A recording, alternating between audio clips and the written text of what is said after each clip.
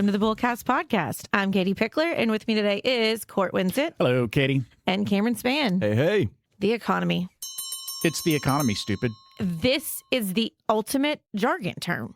The economy. The economy. Blame it on the economy. Oh, well, we're watching the economy. Oh, it's the economy. What's the economy doing? The economy is booming. The economy is struggling. The economy is causing inflation. But what the heck is the economy? It's an entity. In quotations, the economy. And don't worry, this is starting as I joked and said, but it's kind of serious. This is going to be the Jeopardy series of the what is the economy? What is the market? Because, I mean, that's the thing is that's the ultimate jargon. So we've got to address that. Is it the stock market? Is it the government? Is it the Fed sitting in a room pulling levers? Today, we're breaking down what the economy actually is, why it matters, why we're all a part of it, why when you see it in headlines, you should understand what is involved with the actual economy. So when people hear the word, they often think about Wall Street, the Federal Reserve, GDP reports, gross domestic products. Yes. I doubt they're thinking about your average Joe. I don't think hears the word economy and goes, GDP! GDP reports, yeah. But one of the easiest ways to understand the economy is to look at Disney. Okay. So let's take a look at our list. Okay. This is a highly specialized list, isn't it? The list is Disney's economic ecosystem. Sounds interesting. So this is thinking about like Disney as a whole. Okay, so the first one, movies. Think about Disney movies, their empire, whether it's Frozen, Avatar, Toy Story, Marvel, Star Wars. Every blockbuster creates jobs for actors, animators, writers, craft services, special effects teams, theater workers, marketers, everything you can think of. Yeah. So then there's theme parks. You know, that's another big element of Disney. Absolutely. Families visit Disney World. They meet Mickey Mouse, ride on Space Mountain, explore Galaxy's Edge, the Star Wars place. They're not just buying a ticket. They are supporting everything in Anaheim or Orlando or wherever the park is that they go to. Paris. You know, hotel workers, bus drivers, chefs, custodians, ride operators, thousands of other employees in and outside of the Disney ecosystem all rely on basically Disney's theme park to support their lives. Basically. Moving on. We're going to dive delve into it, deeper yeah. later. That's right. What about merch? All of the merchandise. I mean, Mickey ears when you go to the park. Every T-shirt with Luke Skywalker on it. Sully from Monsters, Inc. Thousands and thousands of characters in their big catalog. balloons, all of it. It's wild. Yeah. Guy today walked into my office and saw my lightsaber on my wall and complimented my lightsaber. And I was like, yeah, I got that at Disney World. Yeah, just Christmas season with all the Disney presents. It's wild. And not to mention manufacturers, truck drivers, warehouse workers, and it goes on and on and on. Yeah, so when you're picking up that Disney toy from Target, then you're supporting the employees at the Target, you're supporting the truck drivers, you're supporting the toy designers. It's a ripple effect of everybody that you're supporting by purchasing that one toy. Yes. A butterfly flapped its wings around Walt Disney's head, and look what's happened. The ripples go on and on and on. Streaming. When someone watches Bluey or the latest Marvel series on Disney Plus, there's a whole ecosystem behind that monthly subscription, from software engineers, content creators, to customer service teams, and then advertisers. Well, no, I guess streaming is really the newest to the ecosystem, but also don't forget about the cruise line. The Disney cruise isn't just a vacation. I know adults and children that love going on the cruises prefer going on the cruises over the parks. Whoa. Think about what just any cruise line does. It creates employment for travel agents, port workers, entertainers, chefs, housekeeping staff, fuel suppliers, excursion companies, all working together just to stimulating pull off the all cruise. those places they stop to then encourage purchasing and buying there. Okay, so you've now pictured Disney, and we talked about all the different ecosystems within the Disney empire.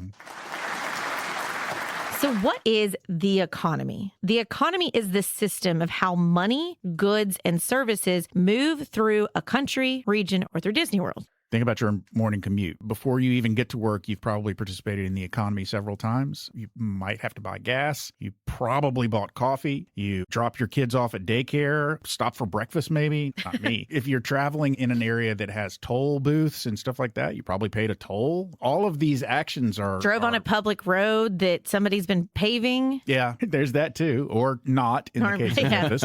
But, all of these things are just one little action, but it's part of a big, big network network of people and businesses. So, you are participating in the economy anytime you do something like that. So who are the economy main players? The workers. You're earning money by working. That's the consumers. You spend money on the things that you want and need. The businesses, they sell the goods and services, hire the workers, invest in growth. The government, they're collecting the taxes, they build the roads, they provide public services. The bank and financial institutions, they lend the money, they process the payments, they manage the saving and investments. So the economy is basically America's largest group project. Oh, do y'all remember group projects? Oh, yes. There was always somebody who didn't do any of the work, but they wanted to take all the credit. Then you had the leader, the one who was really drilling everything. You'd have the people you disagree with. I always wanted to give the presentation. That was always my thing. I always wanted to be the one that was the presenter. Yeah, I like these threads of the economy. Like the three of us represent all of these except for government. We're workers, we're consumers, we are a business here, we are a financial institution. So when everyone participates and money keeps moving, the economy grows. You just listed that morning commute. Just that's a small section of everybody's day. But unlike most group projects, if one person stops doing their part, everyone feels it eventually. Okay. So you mean like if a Starbucks goes on strike and their workers stop? Yeah, it's the ripple effect in reverse. It's, if people stop buying the tickets to go to Disney World, then they're going to have to look at budget cuts, which is then going to turn into people losing their job, which means then they're not going to be able to send their kids to the daycare. They're not going to be able to go and get their morning Dutch Bros. They're not going to be able to do this, this, and this. And so it is going to have an impact. So maybe, whether it's noticeable or not, it was going to be a big impact in some capacity. Econ 101 in college, the first day you walk in, the teacher, probably the first thing he does is draw a graph on the board. It's got an x-axis and a y-axis. It looks like an L, and then in the middle of the L, there's your supply curve going one way and your demand curve going the other way. And they cross over each other. Supply and demand. That is the most basic concept you learn on like day one. He's like, here, you got supply. And as the price goes up of a particular good, the supply will go up because the supplier will make more money and sell and provide more product. And as the price goes up, though, the demand for that product goes down. So you have the supply curve and the demand curve going in opposite directions as price goes up. So you got quantity on the y-axis, the up and down part of the graph, and then on the x-axis you have price. That's why it's when there's a shortage, it's, Turbo Man. Everybody needed to have Turbo Man in that movie. Yeah. Pappy Van Winkle. Yep. The reason why it's so popular and so sought after and so expensive is because distillery burned down. So there is very limited supply, meaning the demand went up. But when Pappy was in its prime, they were open, they were producing bottles left and right. You can get it for a lot cheaper.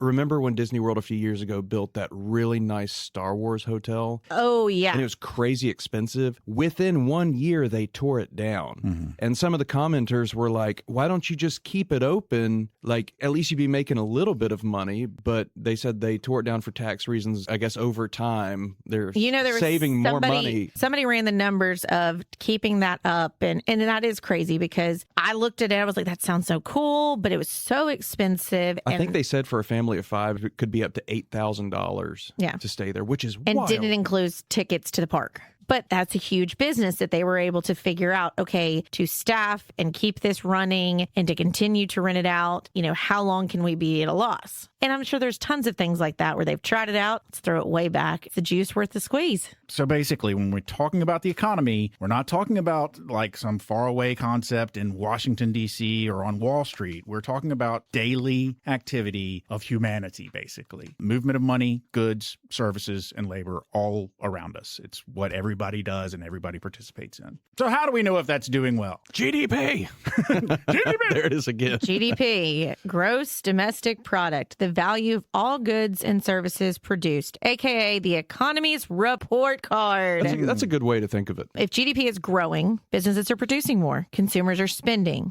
economic activity is expanding. So are we getting an A? Are we getting an F?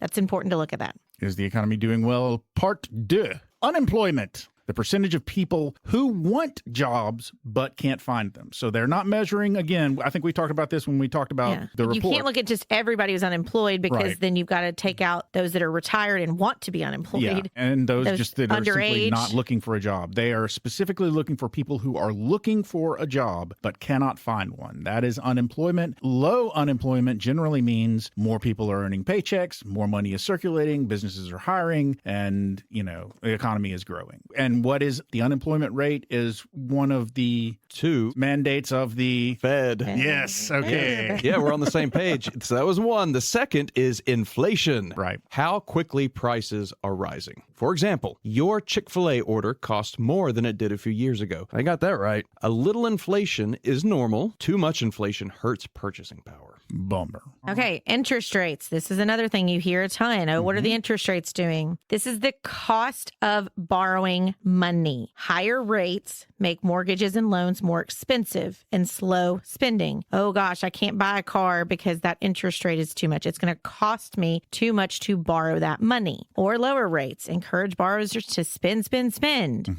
Might get them in trouble if they get too many things with low interest rates, because a lot of low interest rates can add up to a lot of debt. Yeah. So why do economists and consumers sometimes disagree? Sometimes economists will say that GDP is growing, unemployment is low, and the economy is strong. And then consumers say, what the heck? groceries cost too much. You're killing us over here. Rent is too high. Oh my God, I can't even pay to live with a roof over my head. My paycheck doesn't stretch as far. Boss isn't giving me a raise as fast as I'd like. Basically, both are true. Yeah. It's so much of this is I saw when I was researching for this episode. It's all on the camera angle. Which lens are you looking through?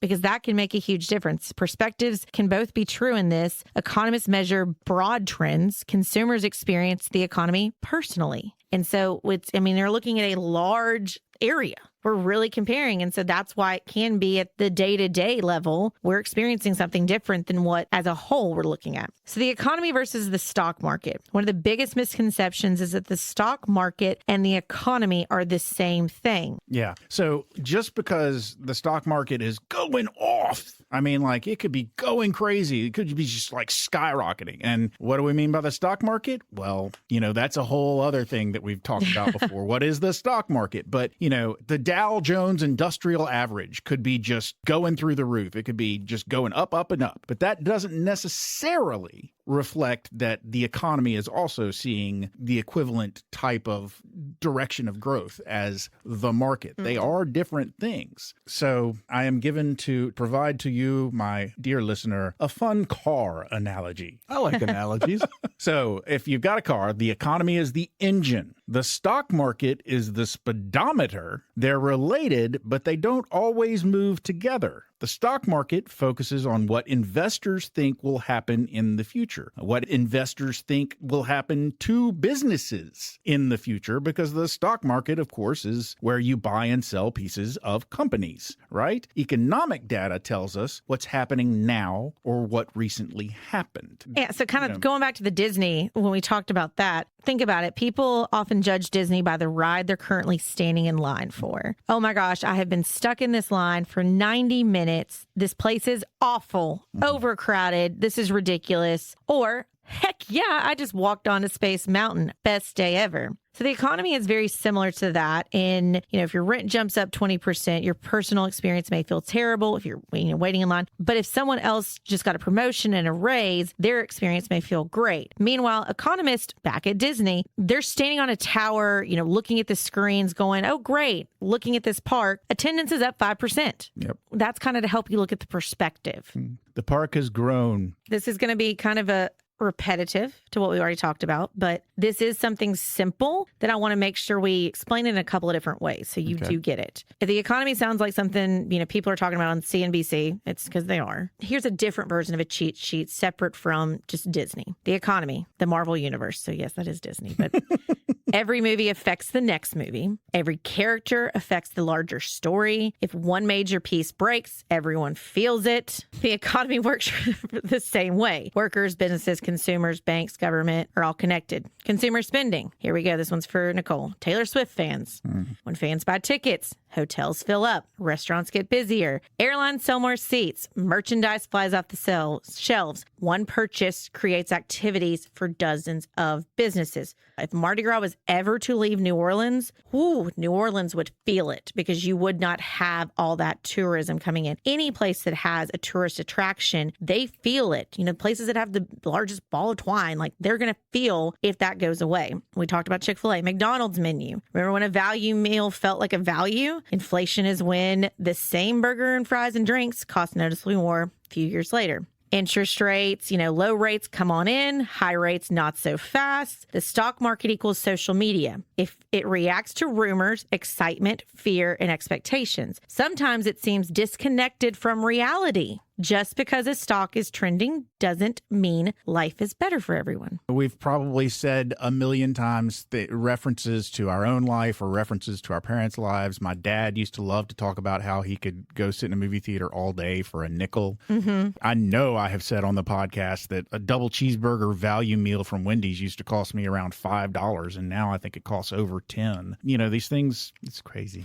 This was kind of a fun one. Now, I know this is going to be dated for those that love the show Friends, but there's, I think, a whole generation that doesn't watch Friends. Actually, you'd be surprised. Friends is still really popular amongst the younger kids. So this is the economy according to the Friends characters. Okay. Monica Geller, productivity. Joey, consumer spending. Ross Geller, economist explaining charts nobody asked for. Chandler, corporate America. Phoebe, cryptocurrency.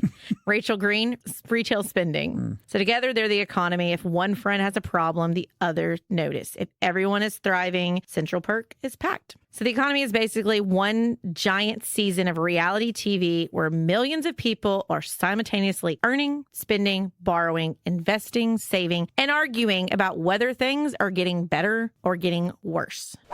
I mean, the last thing we got here, the economy is what happens when 340 million people wake up every day, go to work, get that coffee, get that breakfast, drive on those public roads, pay bills, start businesses, take vacations, invest money, and collectively create one giant financial ecosystem. I think I have dyslexia because in our notes it says pay bills, and I read that as buy pills. Buy pills. Oh, Lord. Well, I mean, buying pills. Pharmacies, hey. Hey, that helps stimulate the economy. Yeah. So hopefully you have a little better understanding when they say the economy. Hopefully it helps.